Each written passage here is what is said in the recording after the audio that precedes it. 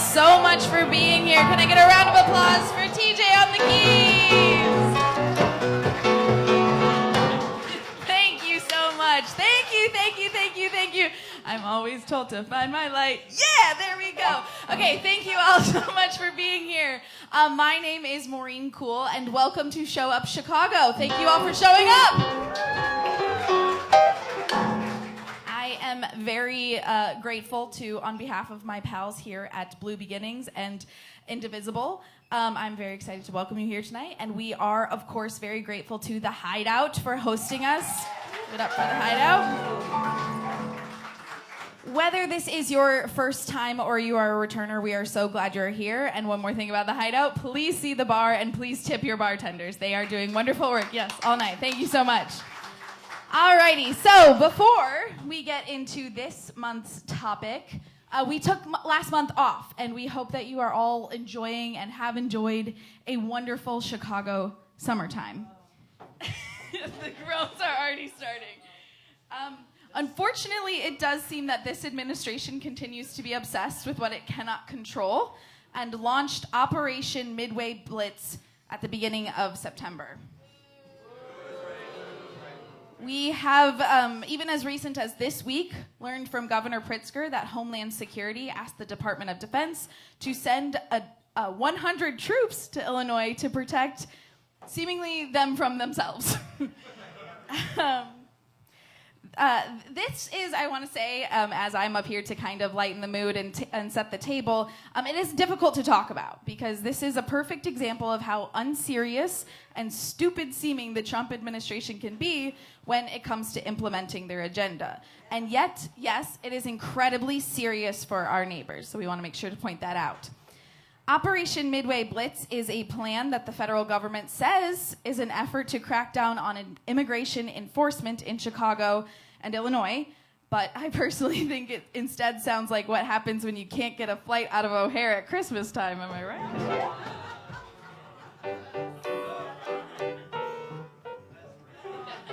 Federal agents were spotted aboard boats on the Chicago River. Sunday was the first time we saw such a show of force downtown. Behind me is Michigan Avenue, and this portion of Michigan Avenue is one of the locations agents were on patrol.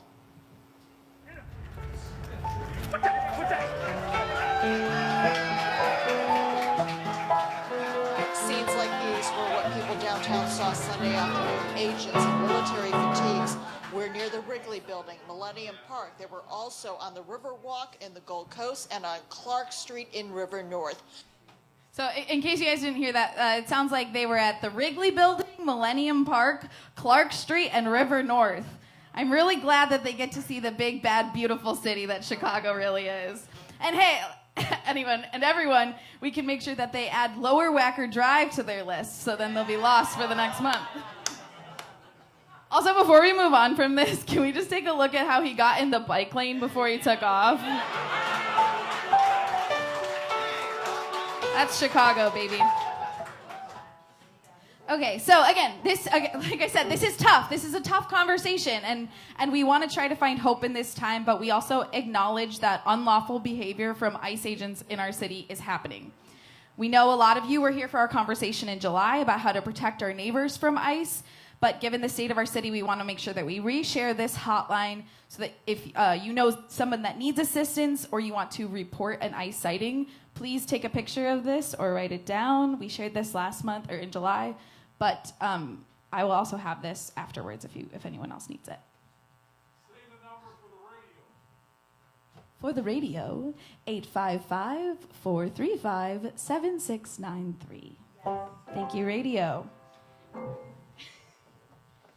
All right. Speaking of hope, the Cubs are going to the playoffs. Okay. No. Recently, the Chicago City Council unanimously passed a sweeping zoning reform that eliminates parking mandates for most residential and commercial development in the city. So this is what we're going to talk about tonight. In case you missed it, I said unanimously, which is wild for a city that can't agree on whether we should call it pop or soda. Thank you. Under this new ordinance, developers are no longer required to provide any off-street parking in transit-served locations in most districts. Given our transportation network, much of the city is covered. This is a win for expanding affordable housing, and that's great. However, we are still struggling as a city. The cost of living is going up, and the shortage makes competition tight. So, we here at Show Up Chicago got reflecting on the fact that we might be a little helpless federally, but why can't we take care of Chicago and Illinois locally on a survival level? We love Chicago because it's a big, diverse city full of life, and you can afford to live here if we keep it that way. So Marge and Tom are going to give them their full, proper introductions, but we are so excited to dive into this topic with Richard Day and Andre Vasquez, and they're going to share more about how we got here and what we can do moving forward. So really quick, before I have them come up on stage, I have to say tonight's panel is recorded for a podcast and radio show. The time is tight, and so are our microphones. Marge and Tom will conduct the panel up here. We will not be able to have any questions during the panel. Once the panel ends, then we will have a Q&A. We ask that if you have a question for our panelists, in order to make best use of their time, to think about your question beforehand and make it short. If you can, please write your question out, and I will prioritize those questions when we get to the Q&A. If you need something to write on, we do have note cards out in the bar area. Thank you all so much for being here. Without further ado, Marge and Tom, take it away.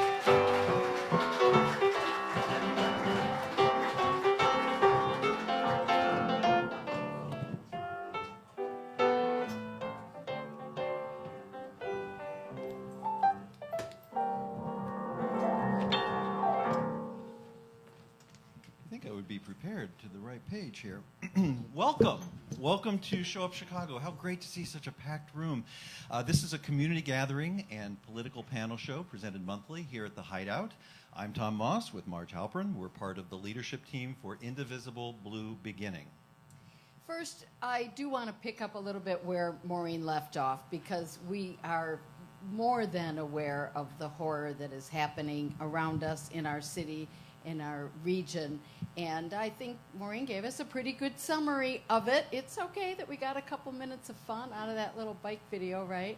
We needed just a little humor, a little lightness, but it's a heavy topic for sure. None of us are fooled or distracted by that. We know that you will all stay focused on your resistance work, as will we, and we're grateful for everything that the folks who join us on Show Up Chicago are doing. But that is not our topic for tonight.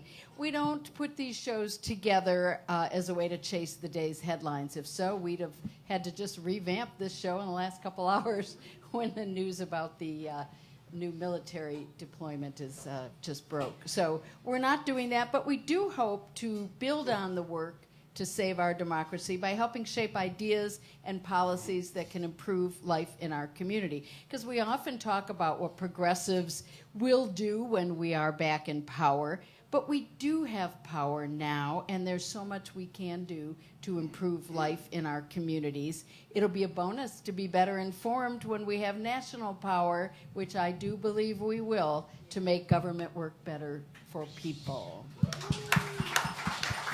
Amen.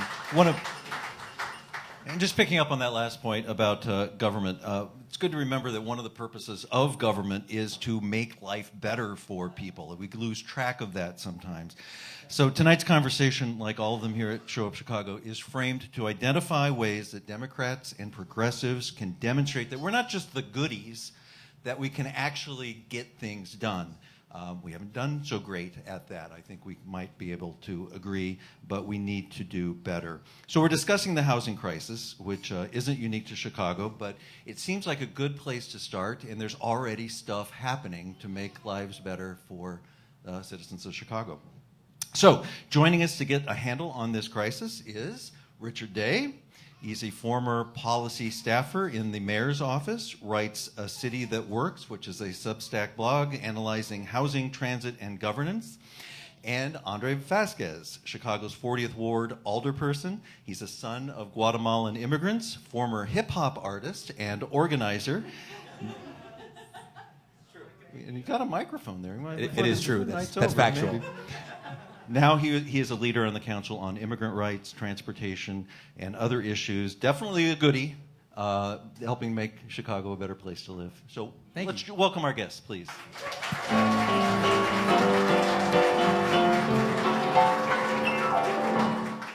So there isn't anyone, certainly nobody in this room, who would disagree that Chicago has a housing crisis. Let's talk about what that means, first of all. There are at least 3 levels that I can think of to this problem, and we'll try to get to all of them, and maybe you've got others or disagree with mine. First of all, there's certainly a shortage of affordable housing for people with limited means, no doubt about that. But there are also families who own homes that have devalued so much that they're stuck. They can't move to a more comfortable home or more comfortable community because they can't sell the home that is worth less than they paid for it. At the same time, there's a shortage of options for those who can afford a new home but still face a lot of competition to secure it. And so whichever level it is, our housing situation is tight, uncomfortable, not working. Did I leave out any categories? The unhoused, right? So that's even more challenging because there's no profit margin in establishing housing for the unhoused. And so, yeah, that's a layer as well that we've got to work on. And the relationship between a housing shortage and homelessness, I mean, it's directly correlated. Am I right about that? Absolutely. I mean, it's a medical bill away, right, depending on somebody's situation. And so making sure that you create the kind of system that can provide housing for all, for everybody who needs it, is ultimately the gold standard. It's the goal for all of us. I think one way to think about that sometimes is to think about housing like a game of musical chairs, like the world's worst game of musical chairs. And if there are fewer chairs than there are people when the music stops, some people will get those chairs faster, right? They're bigger, they're stronger, they have more resources, right? And the folks who are going to be without a chair are going to be folks with a disability, folks who aren't as strong, folks who aren't as able, folks who might be very young or very old. But the problem is there isn't enough chairs at the end of the day. And if there's enough chairs, we have a way of caring for folks who need more help, who need more support, who need city subsidies to help carry some of that burden. But in a world of scarcity, the folks who will be at the bottom of any one of those games are the folks with the worst, with the most limited other resources. And it's a mistake, I think, to say, oh, it's mental illness, oh, it's drug addiction, oh, it's something. Well, the states with some of the highest rates of drug addiction, or West Virginia, Mississippi, they don't have homeless crises anywhere near high-cost states on the coasts.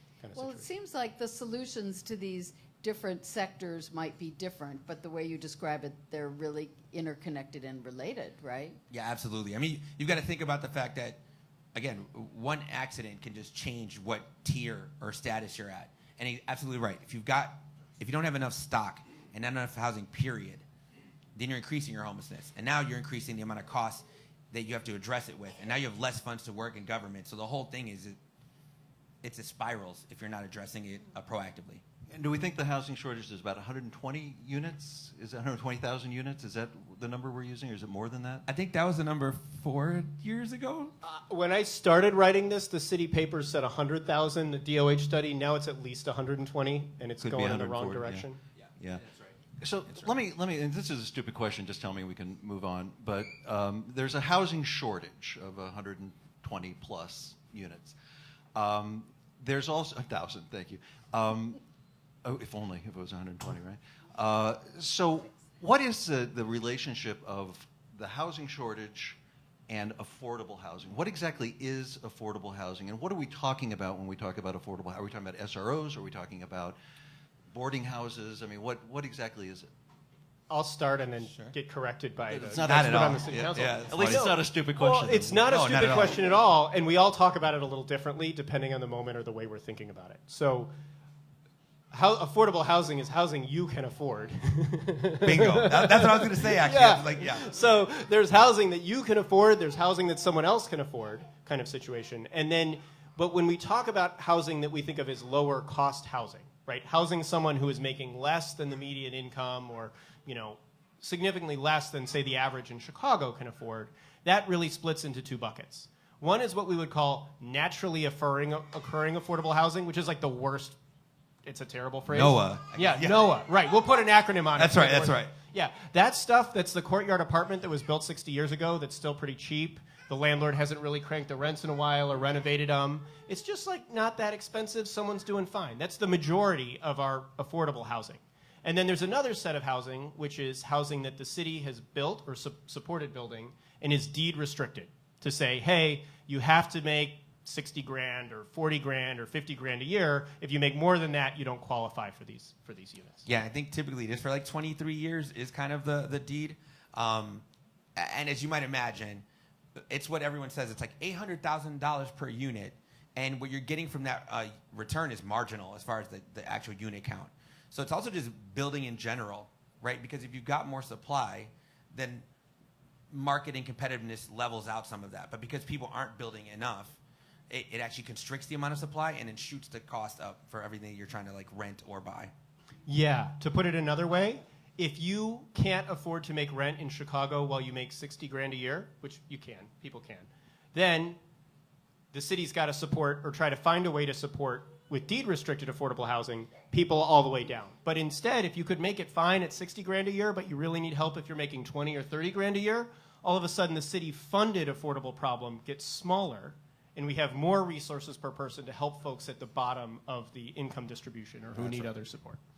So there are solutions. There are solutions that we're trying here in Chicago and that other cities are doing. We mentioned most recently the transit-oriented development that Maureen mentioned at the top. That did just pass with the impressive unanimous vote. So rare.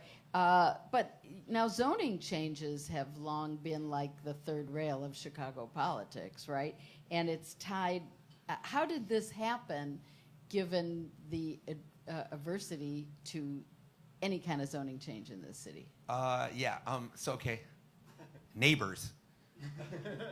That's the reason none of this moves. With backyards, right? Meaning like people will often say, well, it's aldermanic prerogative, but it's actually community prerogative, right? And that is the unfortunate part.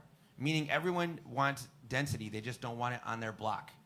And so now you have to deal with, like we do a community-driven zoning process. We actually let people know when there's a zoning proposal. We have a Zoom call or a meeting with all the neighbors in the area, give them a form, a survey, and then get a response back within 2 weeks, right?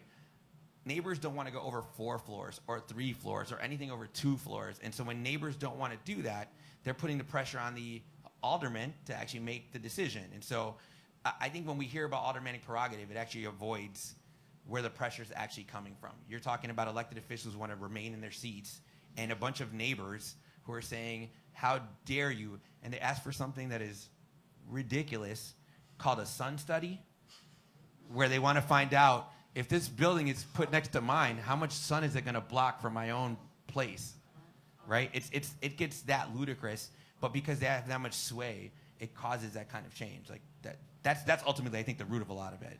And then if you're a good guy alderman who really believes in building more housing and taking care of our neighbors across the city, you're in this terrible trap, right?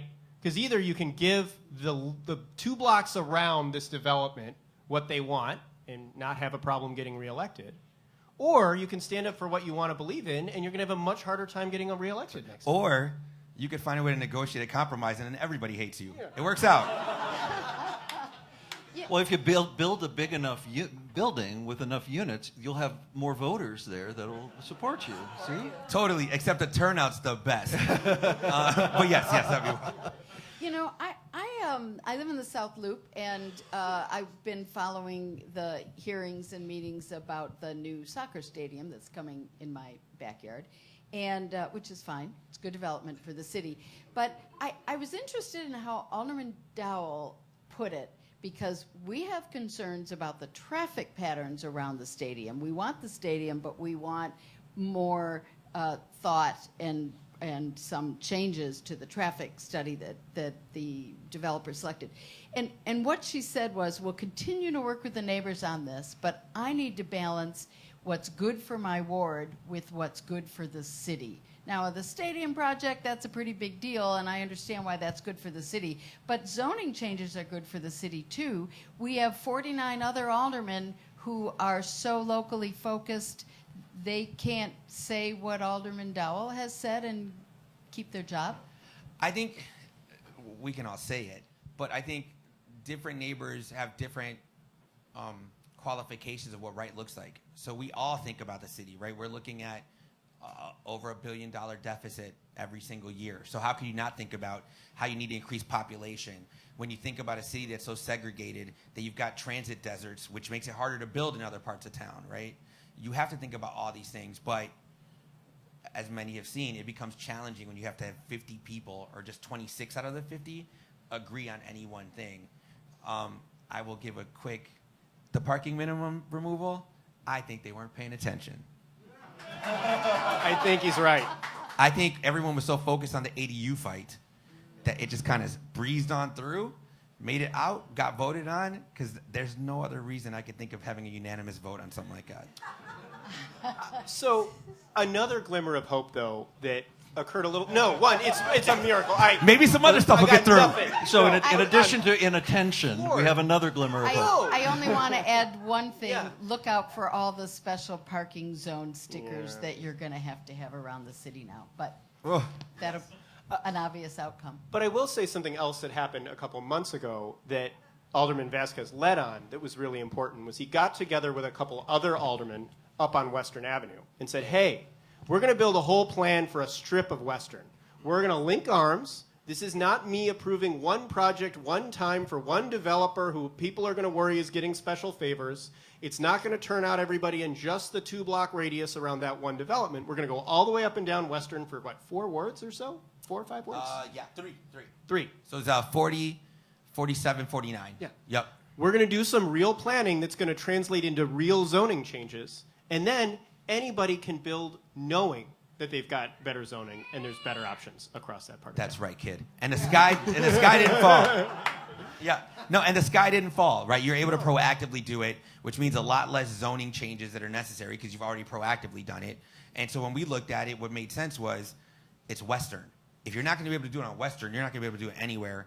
But there is a model that to follow if there's other communities where you want to upzone and say, you know what, if you want to do a 2-flat or a 3-flat, let's do that, no problem, as opposed to what was happening in the past where alders would downzone it to single family only, so you couldn't get anything above that. And that's actually what compressed a lot of the naturally affordable, natural occurring affordable housing, NOAA, in the area. The result of that, as one of your colleagues has written in your Substack, I think it's one of Noah's, that as a result, we have zoning restrictions that don't allow building housing that we already have in the ward. So if you have 2 flats, 3 flats in some of these districts, 6 flats are old courtyard buildings and those kind of, typical Chicago buildings, because of those newer zoning rules, you can't go back and duplicate those same units. That's right. Couldn't we start there? They're all referred as non-conforming, right?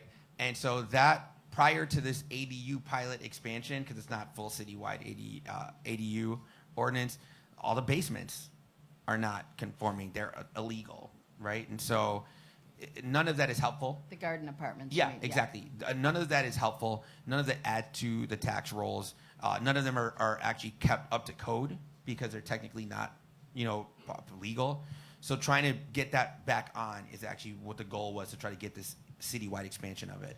You've mentioned ADUs a couple times, and that is, for the uninformed, additional dwelling units. I've also seen accessory dwelling units, so accessory, yeah. Doing business as. Okay. This is, or granny flats or coach houses. These are those units in my backyard that I can either put my mother-in-law in, God forbid, or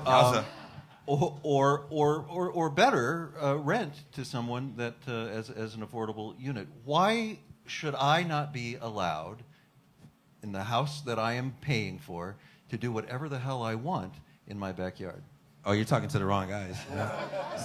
We're not the ones that asked that one. You might need to take that up with Marty Quinn. Yeah, That's for sure. Unfortunately. So what are people saying is the reason? I mean, what is... Talk about that debate. All right.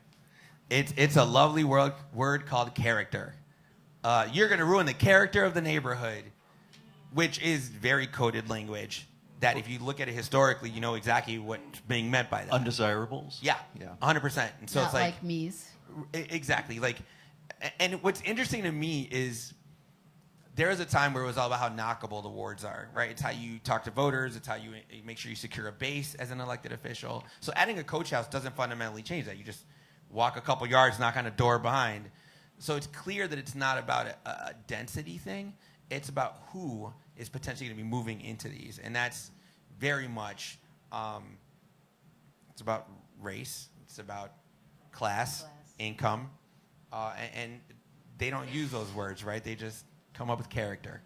But we got some progress last week. It wasn't the bill that you wanted, but it was something. Yep. You feel good about it? Yeah, we'll see. So I think there's a part of it where you can opt in. Yeah. Can you kind of give me the sort of the lay of the land? Talk with about that? what you wanted, what was in the compromise, what you wanted, what Alderman Quinn was pushing in the compromise. So which the last two you things might need to pretty help much on the are curve. I got you on this one if you Because want. what started compared to what ended is just not. I'll tell you what we wanted. Citywide, everywhere in the city of Chicago, legal, done, get it over with, right? That is not what happened because people who wanted to stop it came up with different rules of affordability at first, because that's what slowed it up in the beginning. They were like, no, if you're going to build these, they have to be affordable. And I get the want to do that, but it might impede the ability to build more.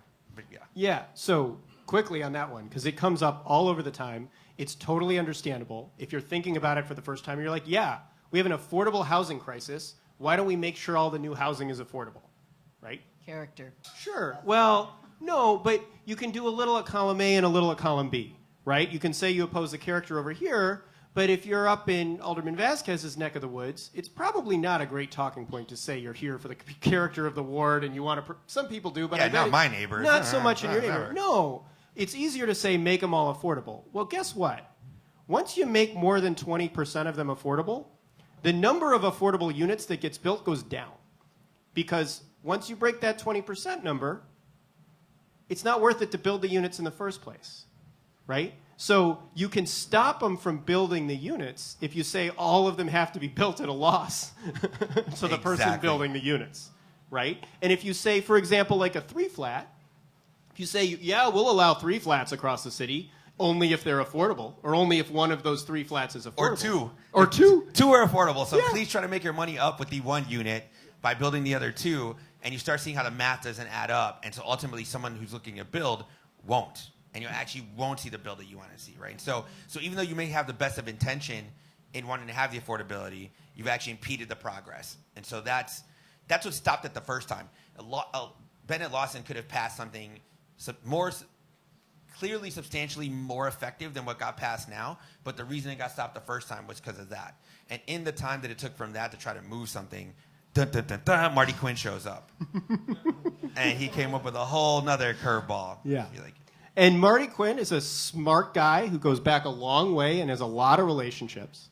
And kind of at the last minute, from the outside in, I got no special insight. I was telling Tom earlier, I try to figure out what happened and what went wrong. I can't tell you where this is going. But he came in with a demand that functionally union labor be used to construct all of these ADUs. Right? Now, I'm really pro-labor. This room is really pro-labor. But guess what? You don't need organized labor to build single-family homes without an ADU, right? So there's this special requirement for organized labor to build an ADU. And by the way, there is no indication any contractor in the city right now works with organized labor to build those little ADUs. so part of what was built in there was creating an apprenticeship program to then build it, and also to rehab the existing basements, right? So the thing is, because we're all pro-union, clearly, right, every member of city council, once that gets put on the plate, it's like, well, now I've got to find a way to support this because the union, we want union labor, we want people to have the benefits, and the folks that are doing this work to be compensated fairly.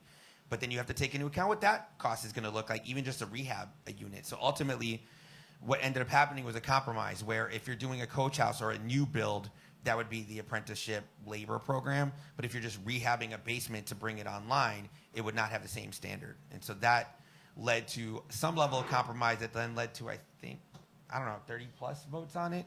That's what ultimately got over the hump. Yeah. And now we'll see. Oh, and there's an opt-in part. Yeah. So I forgot that. So like, if you still want your character, you don't got to do anything. But if you want to make sure that you're a part of the actual expansion, you have to write legislation to pass it. So something that we're looking to do is, I'm proposing is an omnibus, where you just have everybody who wants to do it at once, which has a sticky factor to it. Of like, hey, if you want to do it solo, now you're worried your neighbors might be upset, but let's just get everybody together at once, introduce the whole thing and pass it, because you might get more alders that are inclined to do so than if they had to do it solo. And so we're going to see if that's possible. How many are interested in joining that coalition? Well, I think it's part of the process is you got to go talk to all 50 and kind of like gauge it out, right? Because there's going to be folks who are hesitant and they're worried about concern. Yeah. I mean, 49. That's the thing. We had enough to pass it, but you could imagine there's folks who voted to pass it who are like, yeah, but I'm not going to do it, you know? So it's trying to figure out what that share can look like to continue expanding it. And right now there's been a pilot. Like 40th Ward has been part of the pilot since it started. But bringing more people on is part of the goal. Is there any hope in building on that success? I mean, once you have that western corridor and once you have ADUs going in your ward without the sky falling, will that help? I hope so. Like, you actually named it perfectly. We did all that and the sky didn't fall. They weren't building immediately, you know, all these skyscrapers on Western. But that fear is palpable even if it's not existing or not justified. And so I need more education to neighbors, right? Like sometimes what we do is we'll do a zoning change and they'll go, I can't believe you did a 6th floor thing next to my 3rd floor. And I was like, okay, well, we could either do one big thing or we can proactively upzone your whole neighborhood so you can do 3 flats and make it kind of even out. But it takes a lot of education and awareness to get people to wrap their heads around it. I would say all of that is true. This is still a slog. This is why these sorts of conversations are really important because, one, overall, the numbers say that people probably want more housing across the board, but you have to make the hand-to-hand combat conversations word by word. But in addition to the success of Western, it's inspired other efforts by other alders. So in particular, Broadway is going through a similar exercise for upzoning. Alderwoman Lenny Hoppenworth has been really brave about facing down some organized opposition in our ward and saying, hey, the surveys from people in my ward say they want it. The overall engagement says they want it. Folks who are working 2 jobs or taking care of kids after, you know what I mean? Kids after school may not be showing up to all these meetings, but there's support for this. And so that's another, that's a version of some of this that's building on the work that started on Western. Yeah, I think part of the thing I wish people would understand is, first, property taxes don't go down. I think we all understand that. But, I know, shocker. I was going to work on that for you.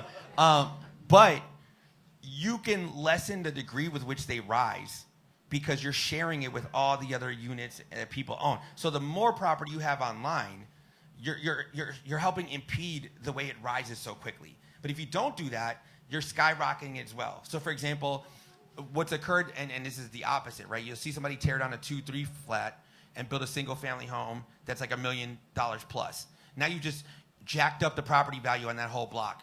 And now that's jacked up the property taxes on the whole block. And now that's jacked up the property rent on the whole block. And so literally just the fact that one person downzoned for one single-family only property is causing that. And neighbors don't seem to get that. So when Alderwoman Hoppenworth is doing it in Broadway, the neighbors are like, no, because if you do that, it's going to raise our taxes. And it's like, the math ain't mathing, my friend. And I don't know how we're going to get people to really understand that. The other thing is you're damned if you do and you're damned if you don't. If the change would lower people's property values, well, we can't have that. That's terrible. You're going to hurt my core piece of savings. You're going to hurt my home value. Like, what are we doing? Right? If the change might raise people's property values, you're going to raise my property taxes. This is going to be terrible. I'm not going to be able to afford to live in my home. Right? Yes. And then any change becomes a reason not to do something that welcomes more Chicagoans and expands our property tax base and lowers housing costs. We did want to talk a little bit more about property taxes and the impact of this whole housing conversation. If I understood the Tribune article from last week about assessments going up significantly on the south and west sides, part of that is the cyclical reassessment, but it also appears that because there are a lot of vacant properties and foreclosed properties that are still boarded up, vacant lots where property's been turned down, that because the property tax system is what you said earlier, that there's a total number the property taxes have to raise, and it's divided by all the properties that pay property tax. So does this not impact the south and west side when they have so much vacant property that they have to make up some of the difference, or is it spread citywide? I'm not clear about that. But clearly vacant lots and boarded up property does hurt everyone, whether you live next door to them or not. I think it does, but maybe not exactly in that way. So, for example, like there's also the shift between commercial and residential, which is a bigger impact, right? Your commercials have more weight politically, so they're able to kind of shift off some of their assessment. Now the residential's taking on more, and so that becomes a fight. I think the part that you highlight about parts of town that have the vacant lots are such a larger problem to address. Because if they had properties that were built there, even at market rate, they would be able to absorb it. But because those communities, I mean, we know there's reasons why highways were built the way they were to divide parts of town, right? And why trains aren't able to access certain parts of town. It was clearly racist and segregationist, even here in the inception of this city. And now we're still bearing the rotten fruit from it. You can't build there because no one could live there and then try to get to work or get to where they can get groceries. But it's there. It's like perfect like brownfield to be able to build on. But you've got to find ways to incentivize people to do so. And the other piece of this that we haven't talked about yet as much, but is an important part of the conversation in Chicago, is there are parts of the city with red hot demand that look like San Francisco or Brooklyn or Manhattan, right? A lot of those are on the north side. Some of that is migrating to other parts of the city. There are other parts of the city where there isn't that same demand, right? Home prices aren't going for that much, rents aren't going for that much. And that means that if you have a vacant lot, it's harder to justify building new market rate units on that plot of land. And we desperately need new market rate units on those plots of land. We need them for safety, we need them for a sense of community, we need them for our tax base. But if we can't figure out how to help control some of the costs of building those market rate units, it's going to make it a lot harder to support the investment that communities desperately deserve across parts of the city. That Plus, are getting you name cities and parts of town that'll reflect. Brooklyn does not look like Brooklyn 20 years ago. Wicker Park does not look like Wicker Park 20 years ago. Logan Square doesn't look like Logan Square 10 years ago, right? Because it's all so condensed and turned over because the cost keeps getting higher. People keep getting priced out. And because there's no housing in other parts of town to actually move to, and people largely don't, they're leaving the city. So you're losing population at that point, which leads to a self-fulfilling prophecy of a property tax that doesn't pay the deficit that you've already got as a city. And so it leads to public safety issues. It leads to everything. And it is at the core of how you can solve the problem, is really trying to get that build going everywhere. So one of the problems that you mentioned is building and cost. And Richard, you've written about this, and I know you're aware of it. $747,000 per unit to build in Chicago is the average. Compare that to Houston. So to be clear, that's not the average just to build a unit in Chicago. The average to build a unit in Chicago is probably half or two-thirds of that. Andre will know this better, frankly. But That's right. that is the cost to build an affordable unit in Chicago. That's the cost for government to build the affordable City Right, units. so City that Center. is the cost. Right. Good, thank you. That is the cost for the city to say, hey, we're going to put a bunch of federal tax credit money into a deal in order to make the math such that this unit can get built. And also to be clear, because this never gets clarified, out of that 800,000, 700,000, that's not all city money, right? That's government money. So you've got city, state, federal that make up a part of that, but the cost of building it is that. And we as a city, I believe, don't do a good enough job to parse that out. So everyone thinks like, great, city, you're spending that much per unit, when it's like, it's not as clear cut. I'm not sure that gets us off the hook at all, actually. Oh, okay, yeah, I want to hear this. I want to hear Because this. we're getting a pot of money from the federal government that's pretty fixed year over year for LIHTC dollars. And we're directing it. Right, and That's we're fair. directing it. So even though it's like my mom's money, if I'm only using my mom's money on one deal instead of using my mom's money to make 5 deals pencil, that's on me. Yeah, that's kind real. of thing. That's real. So That's fair. driving the cost down matters because we get more units if we drive the cost down. And It's I not like- like we're burning taxpayer dollars. And I'd like to add that counting on federal dollars for our city for anything right now is not a good idea. So if we could build That's- this for a third less and not need the federal money, we can't let this administration paralyze our affordable housing plan because Trump decides to pull the money. As soon as he hears our show, No. he's going to take it away. That's right. But then the challenge becomes, and this is something that's real, it's like the building code itself.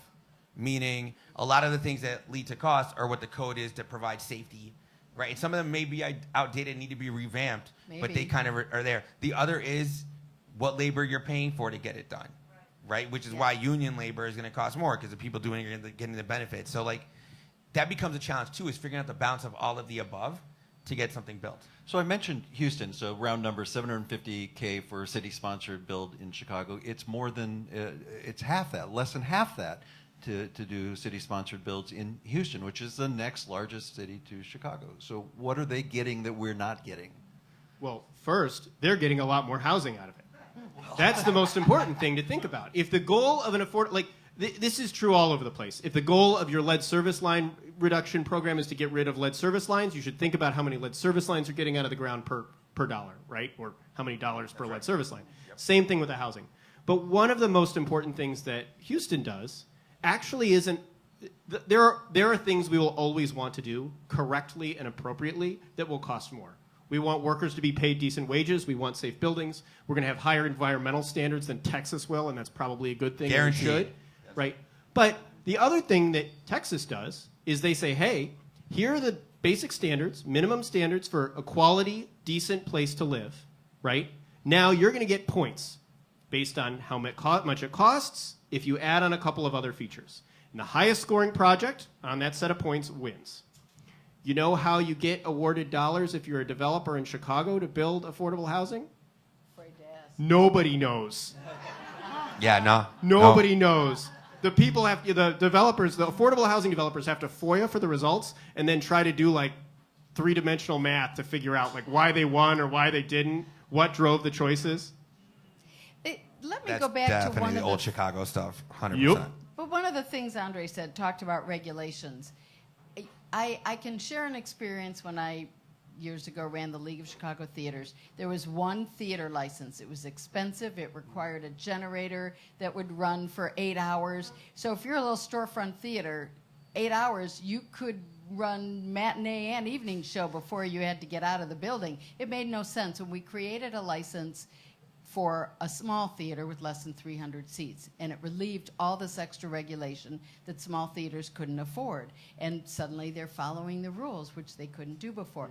So a massive overhaul, it seems to me, of our regulations. If anyone's done any renovation and know what kind of conduit you're required in the city of Chicago that none of the cities around us, suburbs, require, isn't it time to really take a big look at restructuring what we require for affordable housing? I don't think any of us, as you said, both of you have said, want to give up on our union labor. But on the regulation side, there's a lot of money to be saved, right? Yes, but government is government. That becomes challenging. Meaning, here's what I've kind of felt, is that government is a lot of people with a lot of great ideas. And they pass the idea, you put it on the desk, you move to the next idea. And so that's actually what's occurred, right? Everyone's like, well, let's do this kind of license instead. Great, they do that, I move on to the next thing. Now you just got a stack of those that are just stacking up over decades. And after a while, many of them may have been obsolete or they no longer solve the problem, but no one's ever gone back to like adjust or fix any of those things. So I think you're absolutely right. You've got to look at it all and overhaul it, but you've got to think about who would accomplish that? Because if you've got a body of 50 people, how do they hunker down and go, yes, where do we get started? So really the challenge that I see, and I don't like to put on the public, but I'm gonna, is that people elect mayors that can beat people. They don't elect people who have the skill set to manage that large of an operation, because you've got 38 different departments. Each one is like its large own corporation. You've got to be able to manage all of those things at once. But that's not what people ask about during elections. They want to know who can beat the incumbent, or who's tougher on crime, or whatever, fancy little bumper sticker is going to get them there. As opposed to, how do you manage something that big and move it forward in like 2025, 26, 27, and Well, what about so the on? building department that has all those experts? They have the plumbers, the electricians, they have all those experts. Do they have the Shouldn't- will? I mean, is They that defer to the mayor boss. would give them the will. They would do the work. Well, but the issue is they defer to the boss. So even if they've all got the ideas, they go present it. A mayor's office then has to look and go, what are the priorities? So right now, the city's got a cut the tape initiative, which is effectively some of that, right? But it's looking and identifying what's your low-hanging fruit? What do you need to pass legislation to do? And then how do you convince a city council? So it's incredibly challenging to be able to manage the relationships to get that going. And again, we're not electing folks that have that kind of skill set. So Houston is a government, and their cost is less than half of our building costs. Is it that they don't have the legacy of the Chicago way in their way, or have they figured something out that Definitely we part haven't of it. figured out? Yeah. Yeah, so that's part of it, but this is not a unique, the Chicago number is bad, but the California numbers are equally horrifying. I don't know what the New York number is because I couldn't dig it up. Houston was a good, next city to look at those numbers. Of course, agree with all of the reasons. It makes more sense to throw one more line on the rules than the past. We've got someone looking at the economic disclosure rules. It's a really exciting, sexy topic about Love it. what you have to sign on the dotted line for. That started as like a one-page disclosure 30 years ago, and now it's hundreds of pages if you're trying to build something new. Because, hey, why don't we it would be You terrible. guys forgot about this. Yeah. It would be terrible to do business with a company that profited from slavery. It's like, has that ever stopped us from doing business with any company? I mean, but it should, though. Just going to say that part. Well, but this is how this snowballs. None of it is a bad idea, but when you don't recognize the trade-offs between this thing that you want and the next thing that you want and the next thing that you want, then you're in trouble. So that's why I go back, not because this is the one magic trick, but the scorecard says, hey, I got 100 points to give away. I'm going to give 20 points of those away based on how cheap I can get good housing. I'm going to give 5 points of those away based on, and all of a sudden I in the buildings department or I in the Department of Planning and Development have to be honest. What cracks me up is the amount of times in hearings I'm like, can you show us a rubric? Just, if you thought government was about that, literally asking people, I just need a rubric. How do you score? How do you figure out what right looks like? What are baselines? And it sounds like you're asking about foreign concepts because they're not how things have been determined. And so I think the more we keep asking for that in data, that's always been kind of the goal of our office, is to create the kind of transparency and accessibility where everyone can look up this data and go, I don't know why you guys are doing it this way. That would be helpful to us to know exactly what to target. But the rubric says, how many units of affordable housing are you willing to give up for triple paned LEED platinum windows? There's a number. It would be great to have triple paned LEED platinum LEED windows. But how many units of affordable housing for people who desperately need it in the city of Chicago are you willing to give up? Be honest. Acknowledge the trade-off. We can debate it. We can get yelled at in the city 100%. council hearing, right? But put that on the table and be honest about what the trade-off is, because we're talking about people who desperately need places to live, and we've got 120,000 families in the city who don't have affordable housing. And I think that's part of the challenge to it, and that's what I've been seeing is there are these institutions that are fundamentally against each other. So you'll see the progressives against developers or against the realtors. And I understand the dynamics of why that's the case. But without engagement, you don't come to a solution at all. And there is very little engagement between both of those parties.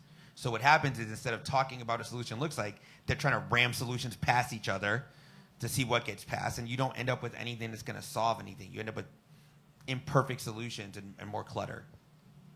Isn't a lot of this related to Ezra Klein's abundance theory? That we have all these regulations that get in our way. I'm not going to give the best interpretation of it, but he does think overregulation conflicts with our goal to have more affordable housing. It's a little bit of what Tom said at the beginning.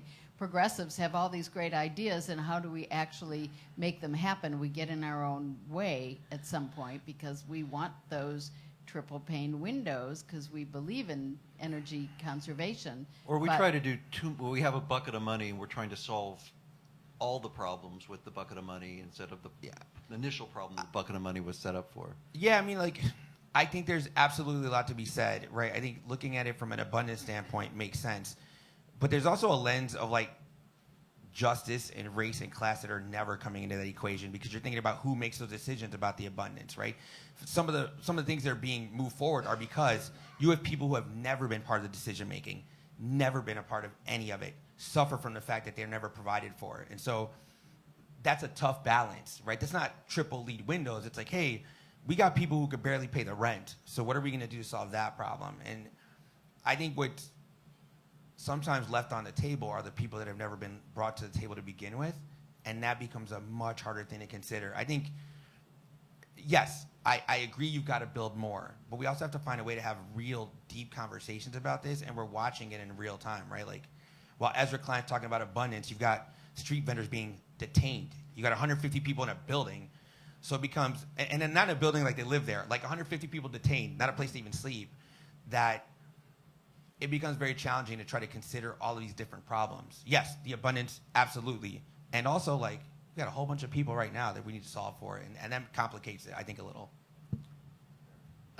Yeah, I guess I would agree, of course, agree with that. I think the other problem is that we don't talk about development in Chicago across the city of Chicago. We talk about development in Chicago across a set of North Side wards where thoughtful, courageous alders are willing to have those difficult conversations and try to move the needle with their communities. We don't talk about it on the Northwest side or the Southwest side. And we frankly don't talk about it a lot on the South and West sides either because of some of the economic issues and the historical disinvestment that's occurred. And also, even though we do it on the north side, the developers are like, but that's not River North. It's not Fulton Market. It's not hot, right? So even if you're willing to build and create the opportunity, we upzone the hell out of Western. It's not like they were knocking down our door, right? Because they're like, no, this isn't chic. It's not in this Chicago Magazine this month.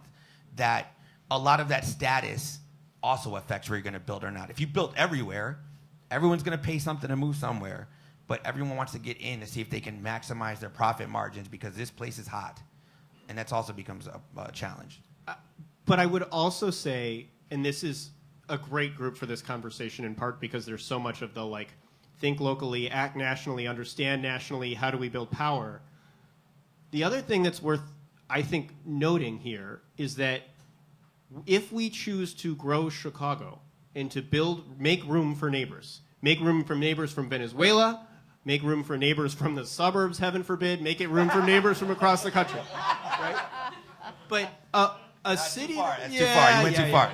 But a city that is growing, and just as importantly, a state that is growing, has a heck of a lot more political power and influence on the national conversation than one is shrinking. Oh, I mean, okay, I love this.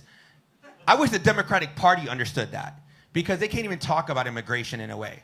Like, anybody who came over here, if you just, hey, sign up, let's get you registered, now you're a taxpayer, the boom you'd see on your economy just by having everybody do that. So exactly what you're saying at a microcosmic level at the city, the fact that the Democratic Party itself can't envelop its arms around that kind of, like, stance is why we keep losing. Well, and guess where they are building homes for people, right? Houston. The next redistricting, Texas is set to pick up 4 more congressional seats. Florida is set to pick up 4 more congressional seats.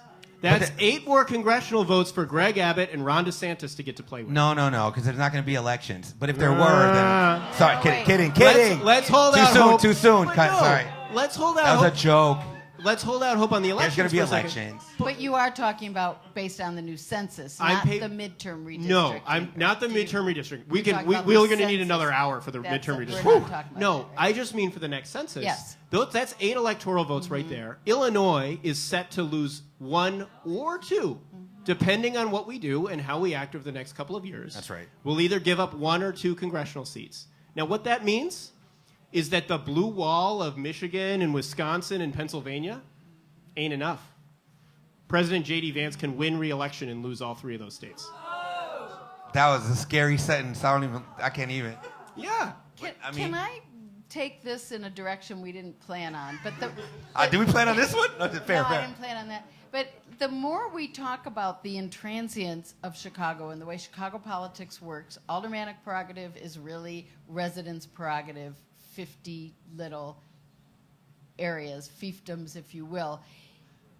How much does our totally segmented city work against us? We'll have another show someday about restructuring the city council, but you've proven to me 3 or 4 times I was going to bring this up already in the conversation, and now is key. If we can't fix the affordable housing situation here, if we can't make this city more livable for people at all different levels, are the 50 wards standing in our way? Do we need fewer council members? No, it's 3.7 million people. Right, because everyone's divided. People aren't talking to their own neighbors. They're on their phone with the algorithms reinforcing their confirmation bias. I'm right. My neighbor thinks I'm right. I don't even talk to my neighbor. So all those different opinions aren't 50 different council members. They're reflective of the 58,000 people we all represent who all don't agree with each other, right? And so I think that we have a problem with democracy, a challenge that we don't talk to each other. These smartphones, which has helped us do so much, have also limited our ability to actually connect with somebody who's right next door. And if you can't have that conversation, you're not able to talk to somebody you might disagree with. And if you're not able to talk to somebody you might disagree with, you can't figure out how to have that conversation, engage, and then find agreement. And not being able to do that as a society is ultimately what leads to the problem. But if you want to talk 50 alders, we can talk that too. Look, That I don't might be want to another- talk. I don't want to talk my co-panelist out of a job here. I think he's I doing an didn't awesome say job. which all Okay, we we'll be don't okay. need. But I no. do think there's a question of when we have something that benefits the city as a whole, but the costs feel super localized. How do we as a city engage with that problem and talk about that problem? And there's no one weird trick that will solve this, right? I think some of the alders getting together on corridors is part of it. But I do think there's a question of, hey, what are some land use rules and zoning rules that say, hey, we should be able to build more housing in every neighborhood of the city. You have a lot of community input about how you add that housing in those neighborhoods of the city. It matters what people see on their block and how they relate to their communities, and that input is important and valuable. But we have to recognize that this is a citywide problem that demands a citywide solution, and probably some statewide action too, if we're being honest. I mean, yeah, I think if you created regional planners that were larger than wards, and like they made the decisions, and there were less of them, you might be able to address that specifically, right? I think there's ways to change it. I think what I was going to say about the alders is, again, these are quote unquote problems created by the public and what they wanted. Meaning, in New York, your city council members only do legislation. If that happened in Chicago, everyone would come to our office and go, why aren't you fixing this pothole? And then I'd point to them in a department. They go, what do I have you for? And then they would go to the department who had then had to address 3 million people, not just 58,000. So part of it is what the customer's been demanding. It's part of the experience, right? They want to be able to go to that office to get their thing fixed. And that's kind of led to what is a very unique position in all municipal government.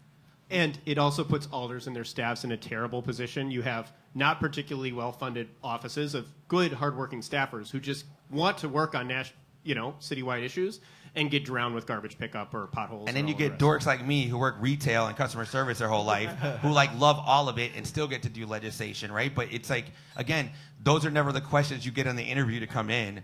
I wanted to come bring revolution. I knock on doors and find out it's about fixing potholes and tree trims. So I'm like, oh, it's a customer service job. Got it, right? But that is what government is, and it's allowed me to have the conversation with neighbors that, like, you are investors in this government. You bought it. You own it. It's yours, and you should treat it that way. And if you don't know what your employees are doing, there's some responsibility in being a part of a democracy and part of owning that government. But we don't think about it that way. So when you see me walking around with a little name tag that says alderman, you think I'm special when ultimately I'm a worker. And you have to get out of that mindset. We're not that special. Trust, I've talked to 49 of them. We're regular like everybody else. And you guys are our bosses. And you have to think about that because that's at every level of government, including the orange, rotten carrot at the White House, right? You're the boss, and you have to move as such. But a lot of people, I feel, are disillusioned with both parties. And so they just go, I'm going to sit on the couch and look at my phone because I don't think I'm going to get I don't think my college loan is going to get removed, right? Yeah, unless you're a nice agent and got the bonus, right? But I think that's how you get a more functional democracy, and I think that's what I'm always challenged with is like neighbors want to engage, they want to learn more. Our job is to give them the 101 courses, which is I'll teach you the budget with a fidget toy on TikTok or whatever, so that you can pick it up and talk to your friend about it, because you need to. If you talk to most people in Chicago, they can't tell you who their alderperson is or what they do. You have to know that to get better service. And that's my hope, is that people learn that so you get a better city out of it. And I think what is evident tonight is that a housing crisis, so many of these things are interrelated, is directly related to the future of democracy, and it's not overstating it even a little bit. This has been a fascinating conversation, and I'm afraid we're at the end of our broadcast portion, so we'll wrap this up, get your questions ready. Let me just say that Show Up Chicago is hosted by Blue Beginning Chapter of Indivisible Chicago, as well as our friends at the Hideout. If you or your friends aren't here tonight, well, you're here. If your friends aren't here tonight, want to watch this show, you'll find it on YouTube. Search for Blue Beginning. Special thanks to Katie and Tim Tutton. Jody Boltman, Avery Reel, and the terrific staff at the Hideout. Sound engineer tonight is Jonas Standerfer. John Freeberg manages our broadcasting and our recording. Thanks to Lewis University for providing additional support. And WCPT's Matt Cummings and Tim Hogan and Mark Pinsky for broadcasting the show up Chicago the following Sunday, this coming Sunday at 7 p.m. Thanks. Andy Miles. And Andy Miles. I forget Andy. Thanks to the Blue Beginning team, which is Marge and me and Chloe Madvig and Maureen Cool you met earlier, and Nick Rapkin and Mike Lenahan. One more big round of applause for our guests, Richard Day, Alder Andre Vasquez,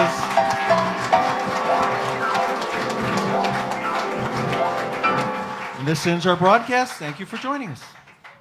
And now to the Q&A. Just so everyone knows, I will hold the microphone whilst you ask your question, and I'm going to start right here. Sir, what is your name and where are you from? Hi, my name is Stu Weiss, 40th Ward.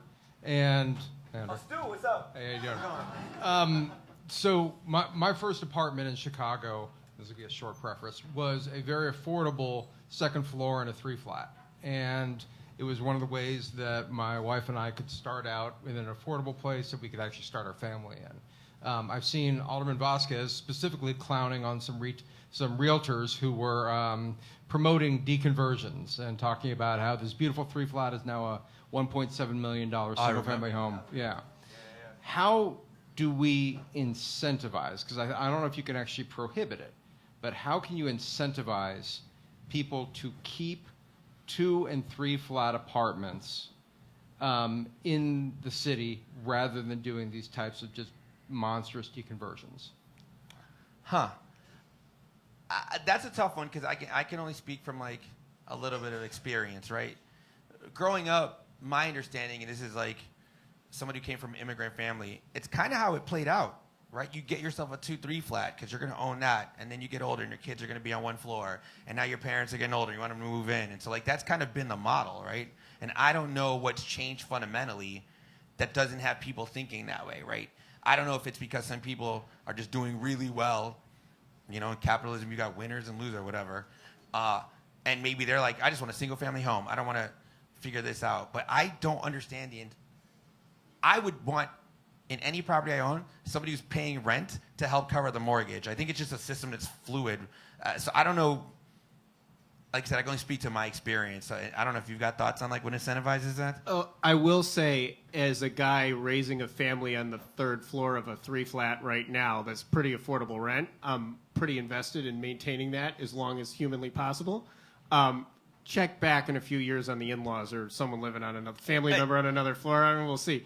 Fair. But I don't have a great answer for you. I will say one thing is, as people get wealthier, they want more space, right? And I can't change that question. I do think there's an interesting question of if the historical model of a 2-flat is 2 floors up and 2 floors down, is there a way to change some of the code or zoning requirements such that you can get 4 bedrooms up, for example, so that it's easier to make the case for a family, right, with 2 kids to want to have 4 bedrooms up and then you're still preserving a unit down? Like, I haven't had enough conversations there, but I think it's worth asking the question, let's say you want 4 bedrooms, what can we do to make sure that you can get 4 bedrooms and you can get another unit or 2 on that property? Well, yeah, because every time I hear 4 bedrooms, I'm like, oh, they're jacking up the price of that unit, right? So that is part of the challenge. You're also talking to a renter who lives in a coach house. Doesn't happen that often, but city council member who does all the above. Fair. All right, let's go right here. Can you tell me your name and where you're from? I'm Bailey. I live in Logan Square. So I didn't invent this idea, but I think one of the big problems with public participation processes for getting like zoning variances approved, especially for affordable housing, is that the biggest stakeholders, who are the people who would be able to live in that housing, don't get to participate in the process. And so I'm wondering, as an alderman, if you have any ideas for meaningful ways to engage those people, especially people who, in places like Logan Square, who have already been displaced and who don't live in the neighborhood anymore, but who might want to move back? I'm going to be very straight up, and why that's so challenging is in my head, even as you pose the question, everyone that's already there is a 40th warder.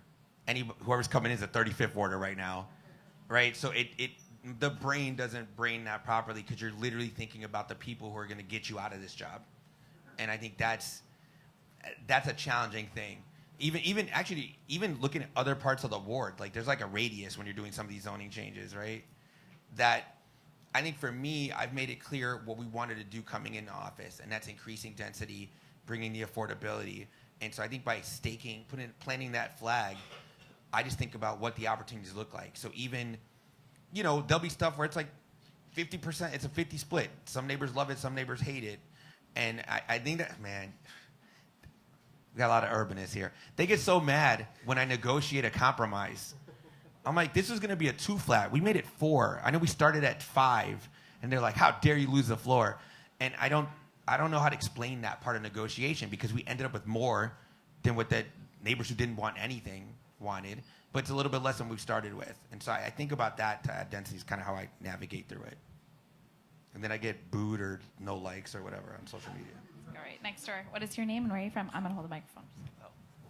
I'm Bo. I'm from the 27th Ward. So I felt like this question was diffusely answered, but I was hoping to focus it, which was, I feel like a big issue that people that love housing deal with is that the opposition has a narrative advantage.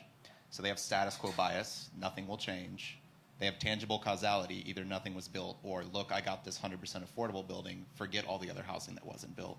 Or lastly, they have historical examples that they can draw on to say, look, you don't want development. There was urban renewal. There was Hope 6. There was new highways. How do we overcome that? Because I'm not sure that the majority of the population will think as much about housing as people in this room, and we have like a big narrative hurdle to clear. I felt like I heard some examples, but... I'm not the guy who runs for office for a living, so I'm the wrong person to answer your question. But I do think one thing that's interesting is some of the national conversation, this abundance stuff, it seeps into a lot of the brains of the folks in the 40th Ward and the folks in other parts of the city as they start to think about this. And I do think that there's lots of good and some like incomplete parts of abundance. But I think one of the biggest ideas that matters there, and is not unique to abundance by any means, is this idea that we can have more. We can grow the pie. More for you does not mean less for me. There are ways. Sounds very socialist, my friend. It's tough. There are ways to make room for more neighbors, right? There are ways to make more space. Our schools aren't full, right? Yeah. Our parks aren't full, and so I don't. That's not like an immediate answer to some of those pieces, but this idea that we want to walk into conversations with open arms and growing the pie and growing our city and being a welcoming place for everybody is a powerful lever in parts of the city that are having some of the most difficult fights around development right now. Yeah, I mean, I guess as a person who ran for office, thank you for that. So I think I'll say it as a retail person and salesperson. Your job isn't about narrative. It's about listening to people to find out what they want. And so when you're dumping theory and like development and like, look, I'm an urbanist, and like that's not going to resonate with a person who's like, hey man, I'm just trying to get my groceries.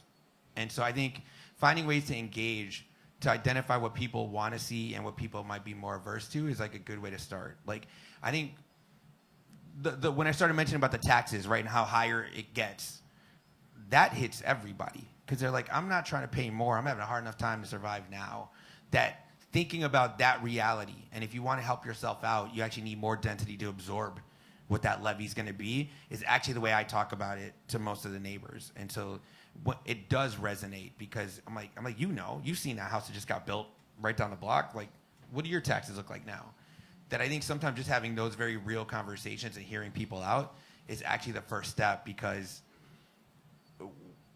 when it comes to urbanist and planning theory, you're talking to people you already have. You're not gaining new people. And so you've got to listen to people to understand how best to address what their concerns are and speak to them in a way where they're absorbing what you're saying.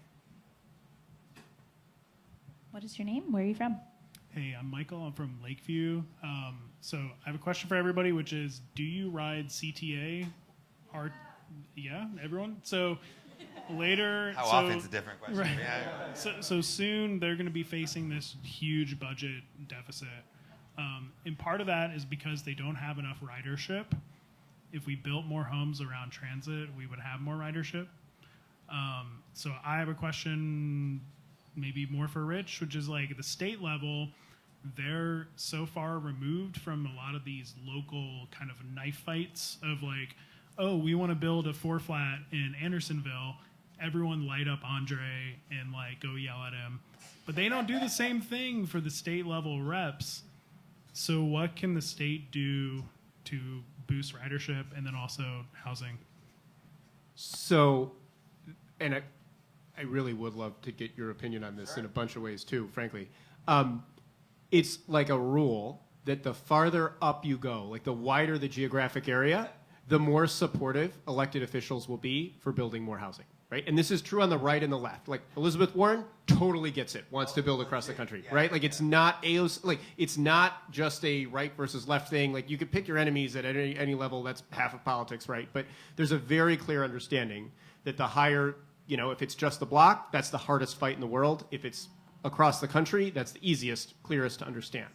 So there were two important bills in Springfield last session, one of which that would have done ADUs statewide, and the other which would have said, not so much for all of Chicago, you can build 2 and 3 and 4 flats on bigger lots. One, that would have been amazing because it would have meant that Andre doesn't get in a knife fight every time he tries to build a 2-flat near transit. But two, the biggest undefeated boss in this problem is not the city of Chicago. It's the suburbs, right? Like, as hard as this is going to be in Chicago, good luck doing it in Winnetka or Hinsdale or one of those Rolling Meadows or one of those places that might exist because it's on a map. But yeah, the point is that those will always be even harder, and you're never going to build massive courtyard apartments in some of those places. But having legislation at the state level to set some minimum supportive floors on that to allow a base level of building would make an enormous difference. Unfortunately, both of those bills failed in the last round, but I think that's one of the most important parts of making progress going forward. Yes. I started cracking up when you were talking about the different levels of government because it's like they're all further removed from the ground. We're the ones right there. So I was talking to somebody about what it's like in state government. And I was like, it's great. You guys pass something and they get the victory lap. They never see how long it actually took to get there. They're not in the weeds on what it took to pass something. They're not in city government. You sneeze, somebody's angry that you did the thing, right? Because they're watching every single decision you're making, and they're that critical at the municipal level. So you're absolutely right. The further removed you are from it, the more you can talk about your values and then just celebrate something that you passed because no one's really in the weeds on how it's moving. And it's at the congressional level, people are just like, can you just yell at somebody or do something? Because I don't see you guys passing much of anything. So it's challenging.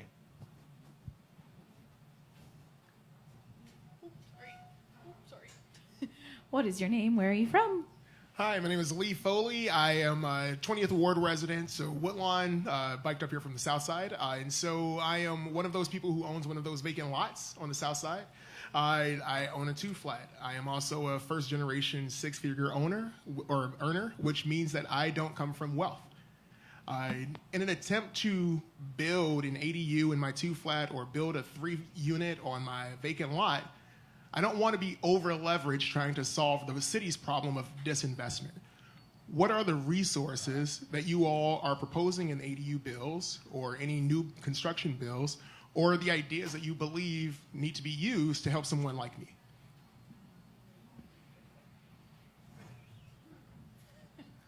I would be not honest if I said we got a whole laundry list of that, right? Some of those challenges, and I'll just speak from my standpoint, right? It's different than the problems I'm seeing that I'm addressing on a day-to-day, right? So it's more a conversation for me with Jeanette, right? And go hey, what are you seeing? How do you figure out ways to address it? I think, some of the bond money that we had voted on to try to figure out affordable housing might be moved in that direction, but I don't know that anyone's actually looking at how to create and solve for those problems that are very particular ones. So I think the best thing I could do for you if I'm me is give you my cell phone number so I could follow up. It's 773-999-7269. I'm happy to repeat it. No, legit, because I would take that, go back to our colleagues and go all right, what do we do in this situation? And really figure out what solutions we currently have or what you can come up with. Because we want to incentivize more of that build and not people to feel like they shouldn't take that step because they're going to walk into bigger debt and bigger challenges and problems if they do. There's also Stephen Vance is in the room who might have a good idea of specifically what might be available in Woodlawn. Okay, all right. Well, I'm not. You guys know each other. Cool.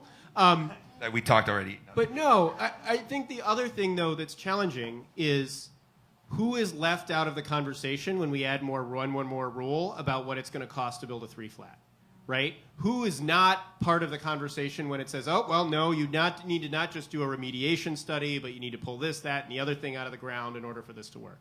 Oh, no, you're going to need to have 2 stairs for that building, right, if it's more than 2 units, because someone in the fire department told me once it would make their life easier downtown, right? And so, no, like, in part because some of those alders who are great alders have not been part of those conversations for a while. They are both less equipped to help you and less equipped to advocate for faster, lower cost development at City Hall. I was going to say something that made me think about was like, I don't know what city it is where you get like the automatic how-to models of what to build, where it's like, here, just do this thing. And I imagine it would be so much easier than trying to come up with a concept and move it through the process we have here at the city, right? It feels like, hey, here's the paint by number version of like what you want to build if it's a 2-flat, and then just get that thing going. I'd imagine it would be so much faster than what we have going on. This is an unnamed member of city government who I like and respect in a lot of other ways, was working on some version of a pattern book, which would be some versions of those. Wouldn't actually come with building department approval. You couldn't just build to it and then be good. And this individual told me, we don't want to have, quote, cookie cutter development. And I'm sitting there saying, 1, I'll take development in wards and neighborhoods that don't. And 2, you know what we called cookie cutter development 70 years ago? Bungalows. 2 flats. Legit. 3 flats. It's like this goes back to your priorities. What matters more? Investment in a community, housing for people who need it, or it looking really good when the plans go down to City Hall so you can feel good about it? You know what looks really good? Actually, something getting built. 100%. That makes no sense to even hear out loud. We didn't ask you this during our Q&A, but I'm going to insert real quickly because Ed Keegan, the Tribune architecture critic, wrote recently a complaint that affordable housing wasn't as creative or contemporary as it ought to be, and he didn't like the way it looks. Has Ed Keegan ever waited on a wait list to get an affordable unit? There you go. Also, like, all right. get your privilege standards of what you think pretty looks like. I think anybody that has a place to live would be happy they've got a place to live. So how about building the thing first, then figuring out the, dressing on it if you want later. Like, it's just very elitist. And the part that makes me most angry about this is not about, like, is the unit safe, right? This isn't about, like, does the unit, right, the basics. This is like, do I like the look of the unit that was built for someone who desperately needs a place to live? And such subjective standards. Like, who decides what pretty is? Like, whatever. It's a dumb argument. Sorry. No, it was good. It got that out of us. Yep. Tell us how you really feel.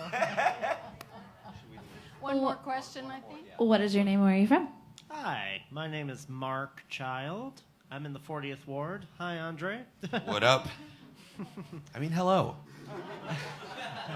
How do you do? I guess my general question would be, so before moving into the 40th Ward, I lived in the 46th Ward, which several years ago with the previous alderman, very contentious discussion, shout out to anyone who's on our Chicago, where people often debate about whether or not they want to be landlords. And there's one of the biggest contentions I remember from that time was a lot of the alderman's opponents, including the current alderman, would come out and talk about how, this ward has so much affordable housing, and the other wards, they have so little. So they got to pick up the pace, and we've got to, like, expand and build up. And I've heard a lot of people on both ends of that argument ask things like, well, we want to make sure that we want to hold on to the affordable housing we have. And other people are like, well, I want to see the development because that raises my property value, then I can rent my place out and go move somewhere else. So I'm curious to know, is this an issue that's going on like in the other wards where they are contentious about this, or? I mean, I hope that makes sense. yeah, it does. I think from my vantage point, right, having to interact with all the neighbors, yes. Like, it feels like every single decision gets contentious. Like, people want to afford where they live, right? Everyone wants. Who does not want affordability, please? Right? But that means different things to different people, right? If you're living in a house that you bought, you want to make sure you can continue living in it. You want to make sure that it's gaining in value, so later on when you retire, you can actually see the fruits of that, right? And you have people just want to find a place to live in an area that feels like it's not affordable to them. So these are always very contentious issues, and trying to navigate through that and have those conversations are actually the crux of the problem. We all want the affordability. How we get there is a question mark for everybody, and those conversations and trying to resolve those are how we can find solutions. Yeah, all of that is right. It goes to another version of, like, if it goes up too fast, this is bad because your property taxes go up. If it goes down, it's bad because your home value goes down. One other thing, though, and this is the hardest part, I think, sometimes for folks to capture at the grassroots level, it's not going to change anybody's mind in the broad, grand scheme of things, but I think it's important to understand in this room, is we've known for a long time that if we built 50,000 more units of housing in Chicago, it would be a little bit more affordable.